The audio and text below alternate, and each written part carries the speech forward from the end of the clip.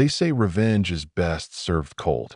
But tonight, it was served under bright lights, crystal chandeliers, and hundreds of watching eyes, while one man's perfect life broke apart in public. Arthur Hamilton walked into the most expensive charity event in Manhattan, believing he had already won at life. The divorce papers were signed.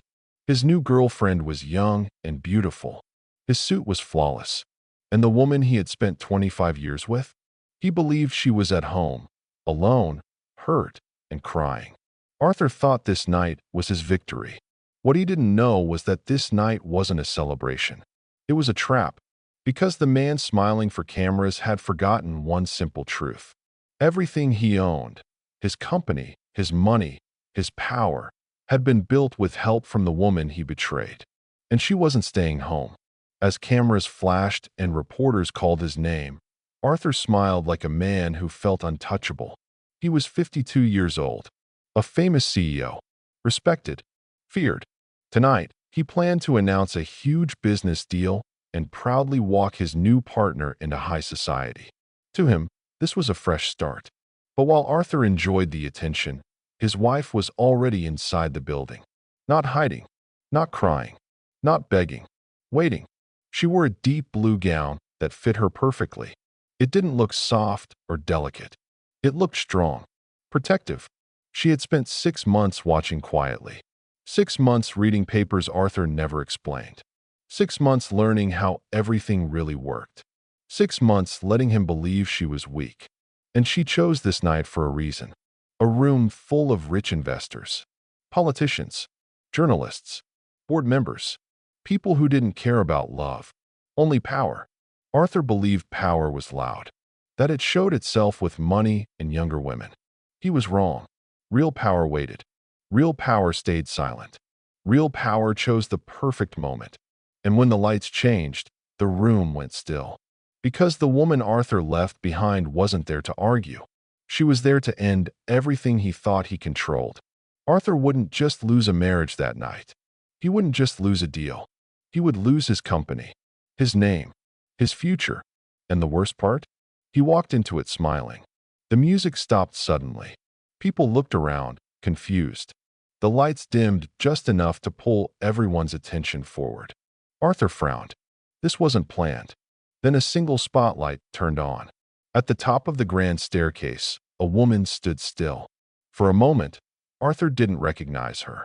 She didn't look tired. She didn't look broken. She didn't look small.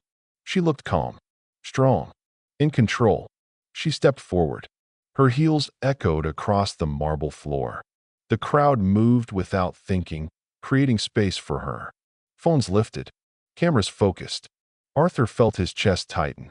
His girlfriend returned from the bar and followed his stare. "Who is that?" she whispered. Arthur swallowed hard. "My wife," he said quietly. The woman reached the bottom of the stairs and walked toward the stage. The microphone waited. She stood behind it like she belonged there. "Good evening," she said. Her voice was steady and clear. "I'm glad you all could be here tonight." She paused. "Especially you, Arthur." A sharp breath moved through the crowd. Arthur felt heat rush to his face. Cameras turned toward him instantly. His girlfriend grabbed his arm. "What's going on?" He didn't answer. "For years," the woman continued, "I chose to stay in the background. I let my husband speak for our company. I let him take credit." She looked directly at Arthur. "But being quiet doesn't mean being unaware. And being patient doesn't mean being weak." Arthur's heart began to pound. A large screen dropped down behind her. This wasn't a speech. This was a presentation. "Tonight was meant to be an announcement," she said calmly. "A celebration of a new business deal." People whispered. Arthur shook his head slightly. Something felt very wrong. "As the main owner of Hamilton Enterprises," she continued, "I have a duty to protect the company." Arthur's breath stopped. "Main owner? That can't be right," he whispered. The screen turned on. Not party images. Numbers. Charts. Losses highlighted in red. People gasped. "I reviewed the deal being announced tonight," she said. "And what I found was dangerous." Arthur stepped forward. "This is a lie." She didn't raise her voice. "Please don't interrupt," she said gently. You don't have the right. I do, she replied. I own 51%. The room froze. Arthur stumbled backward, gripping a chair. That's my company, he shouted. I built it. You managed it, she corrected. With money that wasn't yours. Her eyes moved briefly to the woman beside him. Cameras followed. This afternoon, she continued, the board met without delay. Arthur searched the room. No one looked back at him. They voted to remove Arthur Hamilton as CEO. Effective immediately, the words crushed him. People didn't clap politely. They clapped loudly. Excited. Hungry. Arthur stood alone while the crowd moved toward the stage, toward her. His girlfriend let go of his arm and walked away. Arthur didn't follow, because everything he thought he owned was already gone. Arthur felt it before he fully understood it. Something had changed. The air in the room felt different. Conversations grew quieter. Smiles faded. People leaned closer to each other, whispering. Arthur was shaking hands with a guest when the music slowed, then stopped. One violin made a wrong sound before going silent. The lights dimmed again. Not dark, just enough to pull every eye forward. Arthur frowned. This wasn't planned. A deep silence spread across the ballroom. People turned toward the grand staircase at the far end of the room. A single bright light turned on. A woman stood at the top of the stairs. Arthur's heart skipped. For a moment, he didn't know who she was. She wasn't dressed in soft colors like before. She wasn't trying to disappear. She wasn't unsure. She wore a dark blue gown that fit her perfectly. It made her look tall and strong. Around her neck was a diamond necklace Arthur remembered well. She stepped down slowly. One step, then another. Her heels echoed through the quiet room. The crowd moved aside without thinking. People lifted their phones. Cameras focused on her. Arthur couldn't move. His girlfriend returned from the bar with a drink and followed his stare. Who is that? She asked softly. Arthur swallowed. That's my wife. The words felt heavy. The woman reached the bottom of the stairs and turned toward the stage. A microphone waited there. She walked to it without hesitation. Good evening, she said. Her voice was calm and clear. I'm happy you could all be here tonight. She paused. Especially you, Arthur. A shocked sound moved through the crowd. Arthur felt his face burn. Cameras turned toward him at once. His girlfriend tightened her grip on her glass. What is happening? She whispered. Arthur didn't answer. For many years, the woman continued. I stayed behind the scenes. I allowed my husband to represent our company. I allowed him to take praise. She looked directly at Arthur. But staying quiet does not mean knowing nothing. And waiting does not mean being weak. Arthur's chest tightened. A large screen came down behind her. This wasn't a normal speech. Something serious was coming. Tonight was meant to be a celebration, she said. A big business announcement. People murmured. Arthur shook his head slightly. Fear crept in. As the main owner of Hamilton Enterprises, she continued, it is my job to protect the company. Arthur's breath stopped. Main owner? That's not possible, he whispered. The screen turned on. Numbers filled the space. Charts. Reports. Red marks showing loss. People gasped louder now. I carefully reviewed the deal planned for tonight, she said. What I found was dangerous. Arthur stepped forward suddenly. That's not true, he shouted. She didn't look at him. Please don't interrupt, she said calmly.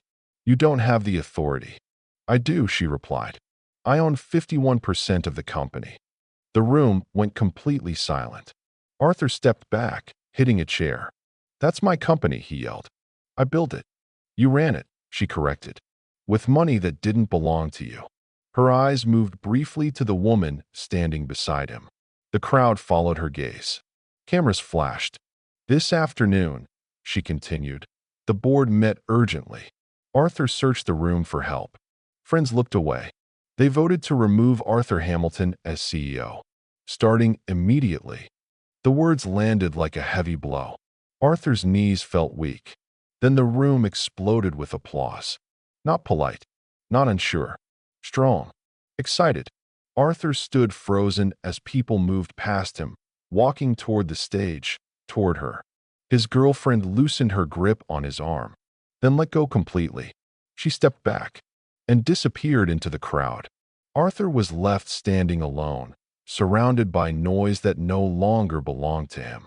Somewhere beyond the stage, a door closed quietly, and behind that door, the last pieces of his old life were already falling apart. Arthur could barely move. His mind was spinning, trying to understand what had just happened. The applause and cheers from the crowd felt like they belonged to someone else. His own hands were shaking.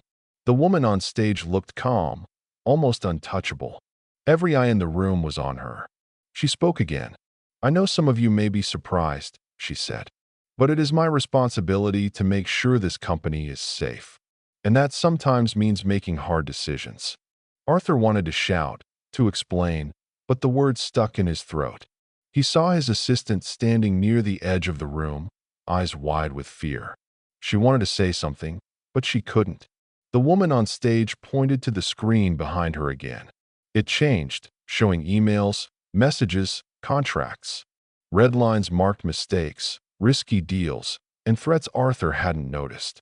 "Arthur," she said softly, almost like a warning, "you had the chance to listen. But now it's too late." Arthur felt sweat run down his back. His legs felt weak. People around him whispered, some shaking their heads. Some looked angry. Some were clearly thrilled. She stepped down from the stage. Every step made the floor creak. She moved toward him slowly, as if she wanted him to feel every second of what was happening. Arthur took a step back. The crowd parted around them. Cameras followed her, flashes popping. "I trusted you," she said. "I believed you could handle this. But trust alone is not enough." Arthur's heart pounded. Memories of all the hours he had worked, all the meetings, all the decisions, all the sacrifices, they all felt meaningless now. "I built this company," he said, voice shaking. "I brought it this far." She shook her head slowly. "You ran it," she corrected. "But ownership is not just about running things. It's about responsibility, honesty, and foresight." Arthur's mind was trying to fight back, but his body felt frozen. Behind him, a few board members approached quietly. They were nodding at her, showing their support. Arthur realized they had been waiting for this moment. The woman continued. "The board has voted. Effective immediately, I am taking over as CEO. All decisions, all contracts, all power, everything now comes under my authority." Arthur felt like the floor had disappeared. His hands clenched into fists. The crowd started clapping again, this time louder. Some people were even cheering. Arthur realized the room had changed. This was no longer his world. He looked around for support. His girlfriend, his closest friends, they were all avoiding him now. His phone buzzed. A text message from his assistant read, "You need to leave. They won't help you." Arthur swallowed hard. The reality hit him like a wave. His world, the life he had built, was slipping through his fingers, and there was nothing he could do. The woman came closer. Her eyes were sharp, like a hawk. She was calm, but he could feel her power. "I gave you every chance," she said. "Every chance to be honest, to be careful, to be smart. But you failed." Arthur's voice broke. "I didn't fail. You did," she interrupted. "And now it is too late." The room quieted again. Her voice carried through the space like thunder. Arthur realized he was alone. Completely. No one to protect him. No one to fight for him. The applause and smiles of the crowd felt cruel now. Then she turned to the audience. "This is a new beginning," she said. "For the company. And for everyone who wants to be part of its future." The crowd clapped, cheered, and even whistled. Arthur felt a cold, heavy feeling in his chest. He knew his life was changing forever. He wanted to fight, to scream, to run, but he couldn't. The woman on stage raised her hand, signaling the event was over. Slowly, everyone started moving toward her, shaking hands, congratulating her, taking selfies. Arthur stayed frozen. Time seemed to slow. Every sound, every flash of light, every murmur of the crowd was like a punch. His girlfriend finally turned to him and walked away. She didn't even look back. Arthur's phone buzzed again. Another message from his assistant. "It's over." Just leave quietly. He realized she was right. There was no way to fix this. No way to take back what had been lost. Arthur took a deep breath. The room felt smaller, heavier. The bright lights of the ballroom, which had once felt like success, now seemed like chains. The woman on stage smiled at the crowd. Powerful, confident, untouchable. And Arthur knew one thing. This was not the end for her, but it was the beginning of a new kind of battle for him.